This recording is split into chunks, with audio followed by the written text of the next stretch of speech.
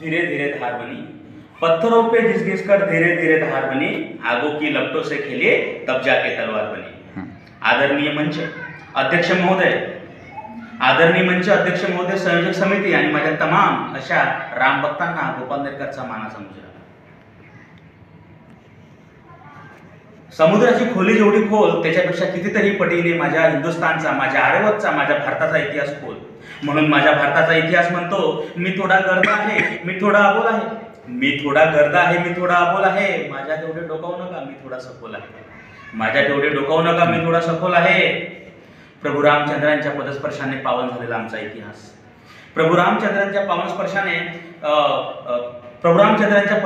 पावन झालेला आमचा इतिहास, गौतम बुद्धांच्या तथागतने कृतकृत्य झालेला आमचा इतिहास, गुरु गोविंद सिंगांच्या आणि त्यांच्या मुलांच्या बलिदानाने गहिवरलेला आमचा इतिहास, शिव छत्रपतींच्या आणि संभाजी महाराजांच्या त्यागाने आणि बलिदानाने गहिवरलेला आमचा इतिहास, फुले शाहू आंबेडकरांच्या विचारांनी भारावलेला आमचा इतिहास, आणि अशाच हजारो वर्षापासून परकीय आक्रमणांच्या नेबळ आक्रमणांनी रक्तरंजित झालेला आमचा इतिहास। अरे काय नाही दिले माझ्या देशाने, अरे काय नाही दिले माझ्या देशाने ह्या जगाला, काय नाही दिले। हजारो वर्ष जुनी वैदिक संस्कृती, सनातन संस्कृती आम्ही या देशात, या जगाला दिली। अरे एवढेच काय, तर अथांग ज्ञानाने काठोकाठ भरलेले वेद, उपनिषद, भगवद्गीता, रामायण, वैशाली, तक्षशिला आणि नालंदा आम्हीच दिले ना ह्या जगाला हे सर्व काही। अरे एवढेच काय, तर मोहनजोदडो, हरप्पा, शून्य, भूमिती, बीजगणित, शल्यशास्त्र, अर्थशास्त्र, भूमिती हे सर्व काही आम्हीच दिले। तरीही एवढी अवेलना आहे काही सोकॉल धर्मनिरपेक्ष म्हणून स्वतःला मिरवणारे पामर बुद्धीचे लोक, जे आज आम्हाला आमच्याच इतिहासाचे प्रमाण मागतायत। अरे विचाराने दरिद्री, कुठं फेडणार आहे तुम्ही तुमच्या पापांचं पातक, कुठं फेडणार आहे तुम्ही तुमच्या पापांचं पातक। अरे प्रमाणच पाहिजे असेल तर जाऊन पहा जालियनवाला बागेत, अजूनही मृत्यूच्या आगतिक किंकाळा तुम्हाला तिथं ऐकू येतील। उचलून पहा मुठभर माती पानिपतवरची आणि हल्दीघाटीवरची, अजूनही रक्ताच्या चिरकांड्या तशाच उरताना तिथं तुम्हाला दिसते। अरे प्रमाणच पाहिजे असेल तर जा सह्याद्रीत आणि न्याहाळून घ्या शांत पडलेले आमच्या राजांचे गड किल्ले आणि बेचिराख आणि उद्ध्वस्त झालेले आमचे हजारो लाखो मंदिरे। पण तरीही डौलात उभा आहे हजार वर्षापासून एका दगडात बांधलेलं आमचं कैलाश मंदिर।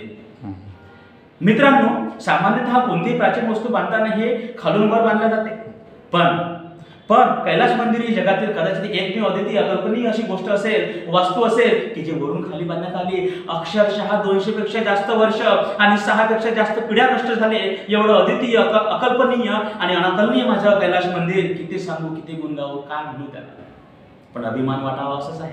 मित्रांनो, इसवी सन पूर्व 1500 वर्षापूर्वी वेदांची निर्मिती झाली, म्हणजे आपली सनातन वैदिक संस्कृती किती जुनी आहे याची तुम्हाला कल्पना येत असेल। छोटीशी गोष्ट सांगावीशी वाटते। गोष्ट आहे 1960ची, जेव्हा अमेरिकन गुप्त हिरांना तिबेटमधून काही भगवान शंकरासंबंधीचे प्राचीन हस्तलिखित आणि एक मूर्ती सापडली। मूर्तीचे नाव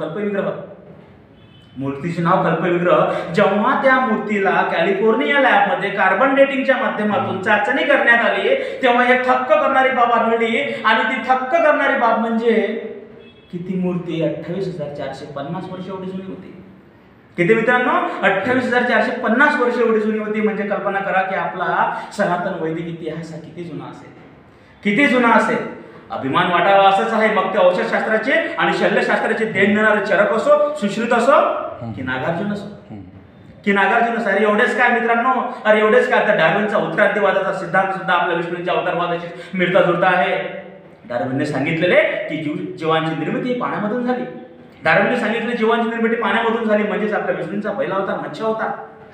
डार्विनने सांगितले की जीवाची निर्मिती पाण्यामधून झाली, नंतर त्याची प्रगती होत गेली तर जमिनीवर चालू लागला, म्हणजे आपल्या विष्णूंचा दुसरा अवतार कच्छ अवतार, म्हणजे कासव अवतार। असे सर्वच्या सर्व अवतार जर तुम्ही उत्क्रांतीवादाशी जोडून पाहिले तर आपला सनातन वैदिक धर्म हा विज्ञानाशी किती एकनिष्ठ होता, किती विज्ञाननिष्ठ होता हे तुम्हाला कळून चुकेल। पण आज आपला इतिहास रखडला जात आहे। आमची तक्षशिला उद्ध्वस्त करण्यात आली, आमची नालंदा जाळण्यात आली, पण मित्रांनो आता ते होऊ द्यायचं नाहीये। आम्हाला जागायचं आहे, आम्हाला संघर्ष करायचा आहे, आणि आम्हाला आमच्या वैभवशाली इतिहासाला एक नवा आयाम द्यायचा आहे। म्हणून लक्षात ठेवा, इतिहास वाचवायचा असेल तर इतिहास वाचावा लागेल, आणि स्वाभिमान टिकवायचा असेल तर सनातन जपावा लागेल। मित्रांनो, वेळेची जशी मर्यादा तशी शब्दांचीही मर्यादा. म्हणून इथंच मी माझ्या